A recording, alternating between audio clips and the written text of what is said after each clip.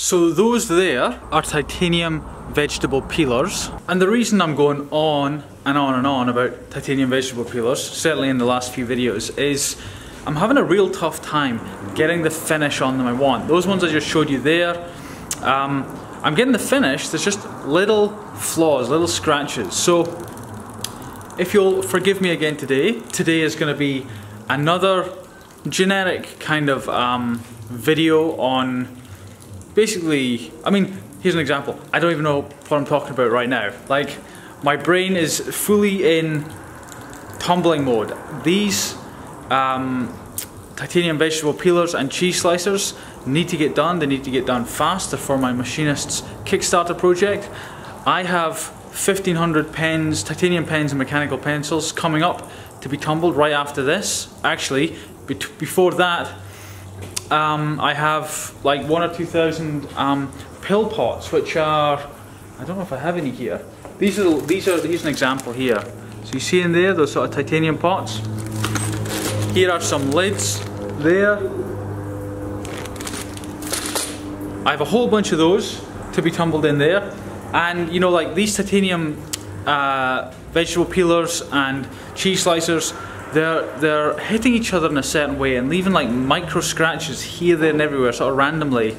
Not covered, just a little bit here and there, and it's just like it's not right. Like it needs to be flawless, absolutely flawless. I'm not going to hand over something to either my customers or my machinist to give to his customers unless it's perfect. So that's the battle today. So what I've come in. My dad set this tumbler going, I think, last night or something.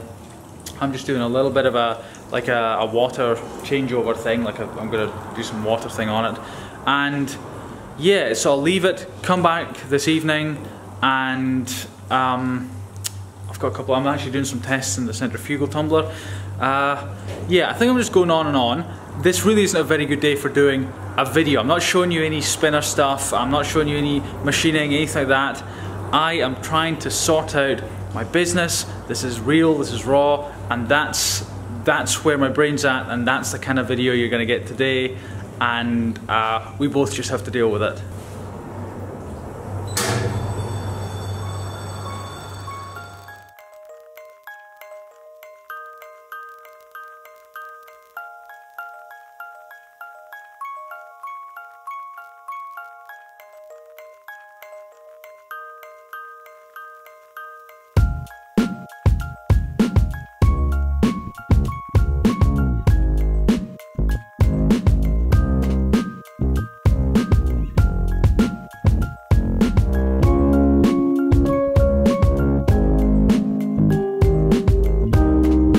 So I left the centrifugal tumbler on earlier. We'll get this light a bit better. So I've been in the cafe for the last 2 hours doing work, trying to sort out some packaging and stuff like that,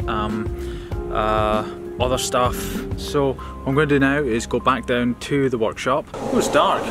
It's a bit loud through here. Either loud through here and light, or dark through here and quiet. Oh, there's some light. Right, so anyway, just back from the cafe, did a couple of hours there of work, just because I had something in the centrifugal tumbler there. So what I'm going to do is, well, whatever I've got to do, I need to focus on that.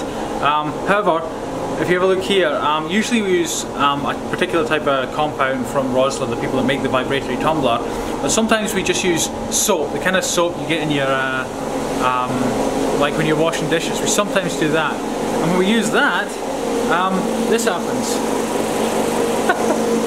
So yeah, it's harmless, it's funny, but okie dokie. So just back at, what's that noise? Oh, I think they're doing like cranes and building next door.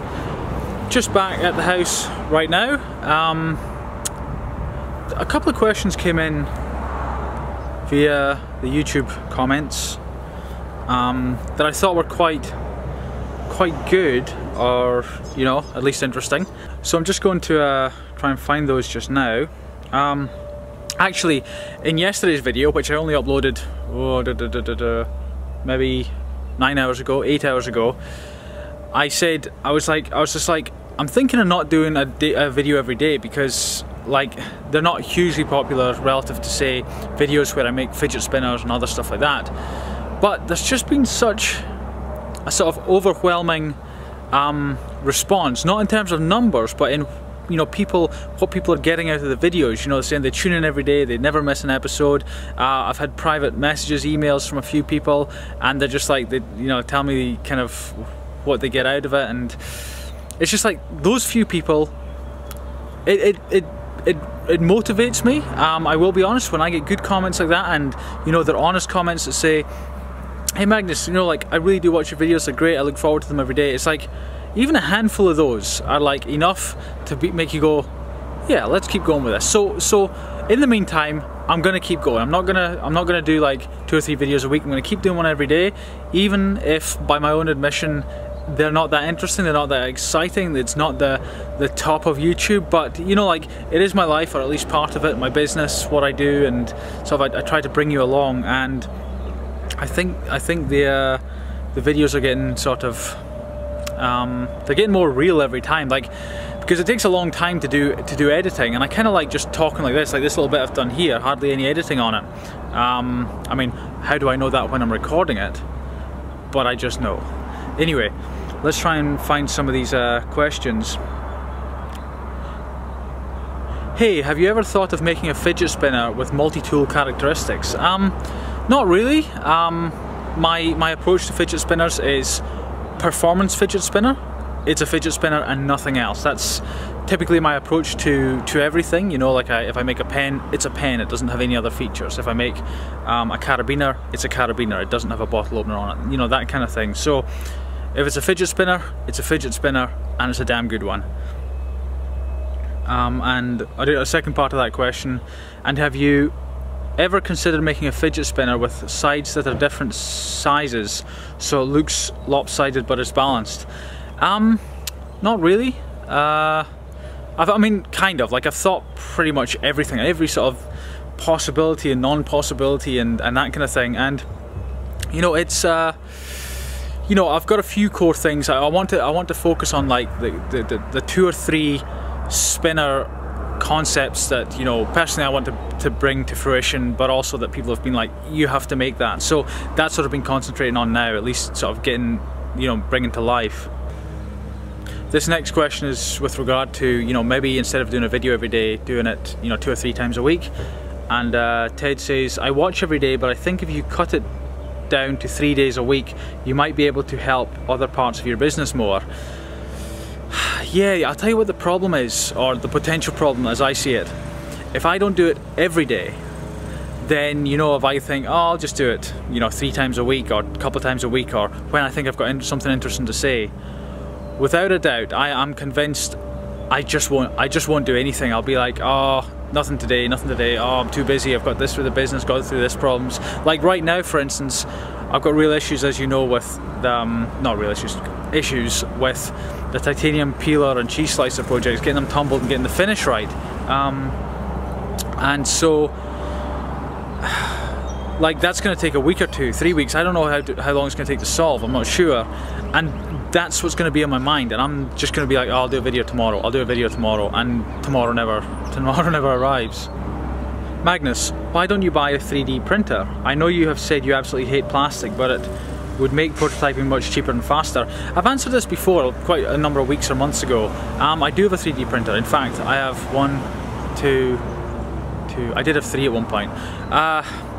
I bought it, just don't use it. The quality just isn't there. You know, you got to spend quite a bit of money to get a good one, and you know, by the time I come up with a design, I pretty much know what it's going to be like. I just have to tweak the titanium version of it, because usually the titanium version the titanium's got properties that are intrinsic to the design, like my pocket clip, for instance, the thing that I hang my keys on my pocket. It has to be grade 5 titanium. Any other metal, and the spring clip would just bend and it wouldn't bend back again, it wouldn't have the strength. So that's kind of why I need to go straight to titanium most of the time.